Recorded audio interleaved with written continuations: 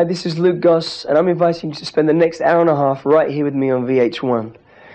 I'm presenting this show because it's all about teen idols, but you probably knew that, right? We're going to talk about lots of things, probably a lot to do with me, quite indulgent, but and my influences about teen idols and pop and music and why I decided to spend the last 10, 12 years in this crazy business. Some of the first influences were the Police, Sting especially, because he was a very charismatic performer, very confident, self-assured, very still, and I always used to envy that when I was a younger guy. I used to look at him and think, how can you be so still? I think that's probably because age kicks in and experience, and you are aware of your own abilities and confidence. The other band member was Stuart Copeland, who was the drummer of Police. It was fantastic dynamics with his playing. Very committed, looked like he didn't care about anything else in the world but his playing. And I looked at that man and I used to think to myself, he's the man I want to be. Another band that used to had a huge influence on me was Madness. A bunch of crazy guys. And they were responsible for me wearing some very silly things at some parties. I remember once turning up wearing a bowler hat and all my Scar outfit stuff, thinking I was really hard. And elbowing all my mates and dancing crazy to their tunes. This next song we're going to play is going to kick it all off. It's Madness and One Step Beyond. Hey, you! Well, I used to love those guys. That was Madness with One Step Beyond. It reminds me, looking at that video, a bunch of crazy guys having a good time together. It was me, Matt and Craig. We used to stand around in a circle. We used to almost chant to each other and had no doubts whatsoever that we were going to be successful. It's amazing when you have like youth and naivety and pure enthusiasm. You just have like so much energy to make things happen. I've always thought that. Me, Matt and Craig asked a very strange question with our first single. It's a song called When Will I Be Famous?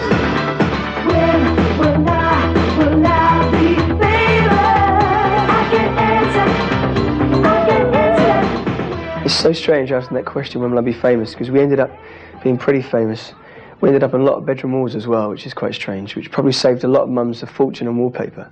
I remember being quite confused because I never really took it that seriously and didn't feel famous until once I turned up at a record signing in Oxford Street in HMV, and there was about 5,000 people there, and we always exaggerate numbers, but there were about 5,000 people there and about 50, 60 police officers all linking arms. And at that time I realised maybe I'm slightly famous now, and I never really took it that seriously because the day before I'd walk down the street, nobody knew who I was. Maybe got a smile from a guy if I was lucky, or very lucky. And I never really forgot that. There's some strange stories with fans. Once I went to Italy and I walked into my bedroom and there was this pretty cute, not particularly clothed lady on my bed who'd paid the room service people to let her in my room. What a lucky guy. That's probably one of the reasons I did the job. I've never been a huge fan of anybody really, but there was one artist that I had a major crush on.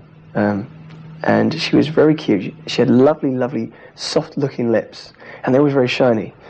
And her music was good too. This is Blondie with The Knee. I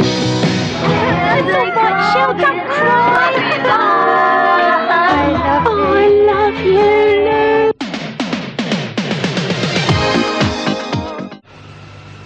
Welcome back. You're watching me with Teen Idol Weekend right here on VH1. Teen bands are a lot to do with image, obviously, because girls like them and they have to look cute. So with a lot of the new bands especially, you get people looking very similar with the outfits and stuff and very analysed and very thought about. But with Bros, it was a bit of an accident really, because the clothes we wore in our band were the clothes we used to wear to clubs, a place like Go Global and Delirium we used to go to at the Astoria in London. It was called Buffalo Fashion, strangely enough, which caught on a much bigger way after that. But I think that thing that made it successful, that it was very accessible. It had a cheap aspect to it that made it very affordable.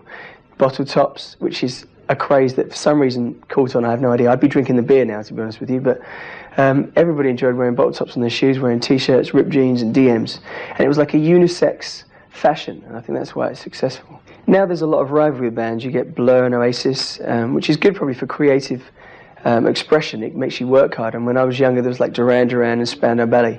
But with Bros we were very lucky. We filled a marketplace and filled a gap that hadn't been filled for a few years, so we didn't really have to deal with a rivalry situation. But there's one band in my mind that's never had to deal with rivalry or even competing with anyone, because to me they're the best band in the world. This is U2, and I still haven't found what I'm looking for.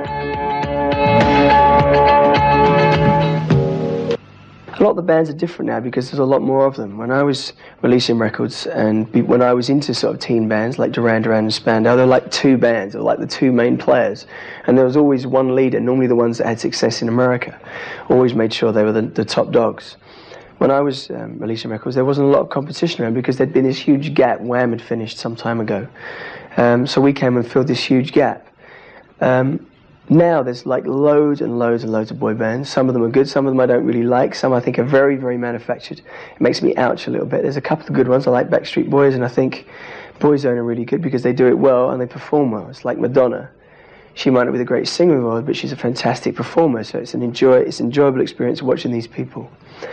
A lot of it to do, and like with girl power now, I think it's like we all like to aspire to somebody, or we like somebody to look like them and to dress like them, and I think that's why like the Spice Girls and All Saints fill a marketplace, because they become fashionable and they become something that is a choice. So the generation of teenagers and younger kids, they latch onto that and they have something to follow. There's some artists in the world that don't really ever fall into that category of hip, trendy, unhip, out of phase, in phase, whatever. And one of those artists to me is Prince.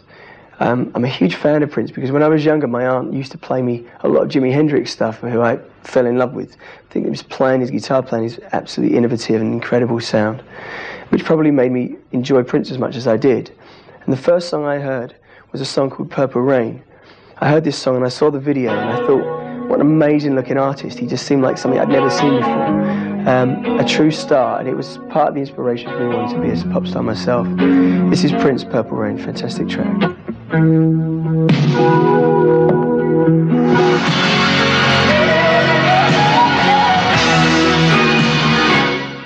what's their names? They're on VH-1 Pop Pin-Ups Weekend. Really? There's going to be live concerts and they'll be playing all our favourite poppy videos. Oh, I'm so excited. Pop Pin-Ups Weekend, all this weekend. Bet I love them more than you do. Bet you don't. I love you, Luke.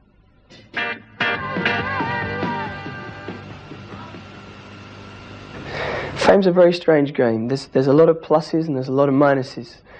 You have all these dreams when you're younger about what you think it's going to be and what you expect of it. Some of the things that were exactly how I imagined them to be, like I remember chartering quite a few Learjets, and there's a bit of a buzz sitting on a Learjet with a bunch of your friends with some champagne and flash food and whatever else, and the pilot opening his little curtain and turning and says, "Is everything okay, lads?" It's a lot of fun. Turning up at airports and having limousines waiting there for you, and helicopters, and landing on the back of yachts and doing press calls and speedboats and yachts. Lots of good times, lots of fun. With it brings a lot of pressure. You start to see the world, you start to have pressures build up on you, and you start to want to express yourself. And so that naive enthusiasm that you have at the beginning of your career turns into this semi-cynical situation. You have huge questions you want to ask about life, about quality of life, about racism, about politics, about all sorts of things, sexuality, whatever. And then suddenly you want to express yourself. And that's when pressures of the band comes in, because we all grow at different speeds. So from having a brotherly relationship with my brother and a friend relationship with my best mate Craig, we become colleagues, very much colleagues, and you want to express yourself in different ways. And because of that, that's when the pressure starts to kick in. It's very strange because at the end of all of that, you start to say to yourself, who am I? Because you know who the public think you are and you know who everyone else thinks you are. And if you're successful enough, you can't escape from yourself either as well as everybody else. And then you want to become somebody that's maybe slightly more serious because you have more serious things to say. But there's a few songs in my past that take me back and make me think of when I was just a young boy trying to get off with girls in a club or a party, a house party. And there's one song that I probably had more snogs to than anyone I can mention. So I have to say thanks to Tony Hadley and Spandau Ballet, and This Is True. I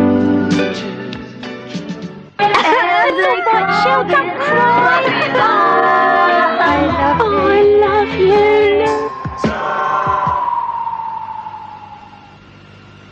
Welcome back, and thanks for staying with me, Luke Goss, on Teen Idol Weekend right here on VH1. When I was younger, I was in a band called Goss. A very indulgent place to be when you're that successful. We were playing Wembley Stadium to 70,000 people and Wembley Arena 10 times. When you go out on stage, people say to me, does it help with you performing to huge numbers like that and then doing theatres, which I do now, and an actor now? it doesn't really help, because when you go on stage to, say, 70,000 people in a stadium, you know they're all there to see your behind. So there's not really a lot of room for insecurity or any inhibitions or doubt or whatsoever, because you've written those songs, you perform those songs, and those people are there to see you. When you do theatre, people are there to see a show, and they're there to see a story that they know, they're there to see characters they know, and they're there to expect something. They may be there to see you as well, but you're just one part of an integral team and an ensemble. So it's not as reassuring, so you have to do a good job to get your applause, your standing ovation at the end, so you have to probably work harder. It's not quite as self-indulged as music. But I'm now in a show called Grease, and the main man is a guy called John Travolta. He plays the part the way it should be played.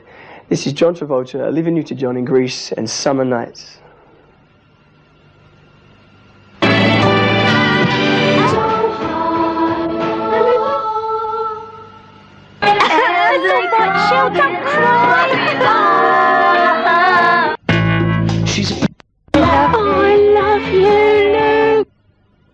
I get asked a lot of the time, was it a blessing or a curse being a teen idol? And I have to say it's both, really.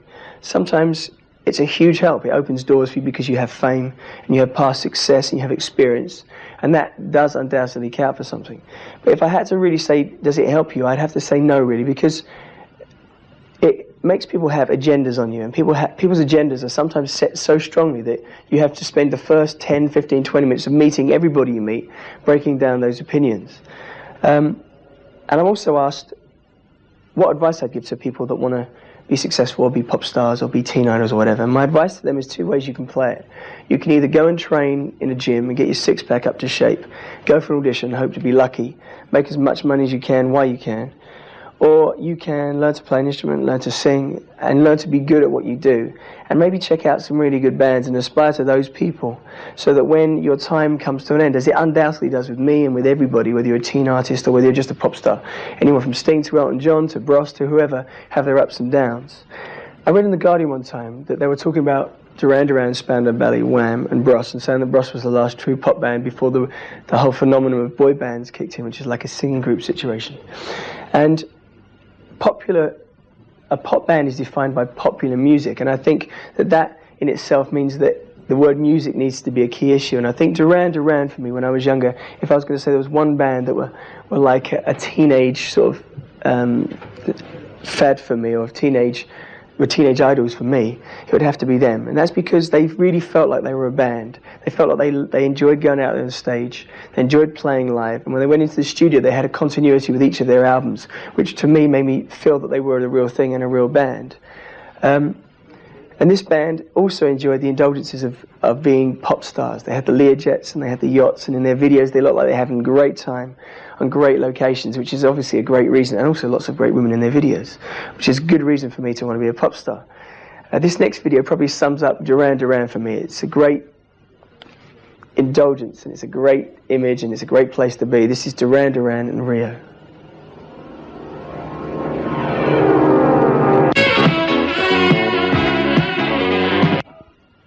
There's been a lot of highlights in my career, the biggest probably being Wembley Stadium to 70,000 people, and Madison Square Garden in New York, which was a huge buzz. I sometimes get asked if I regret once being a teen idol, and I don't regret it because it's made me who I am. It sometimes closes doors and people can have opinions on you that aren't particularly accurate. Because I was lucky enough to have a huge amount of success and a huge amount of experience over a 5-year period, it sort of armed me for the rest of my life to have success and to move forward and to grow and to diversify.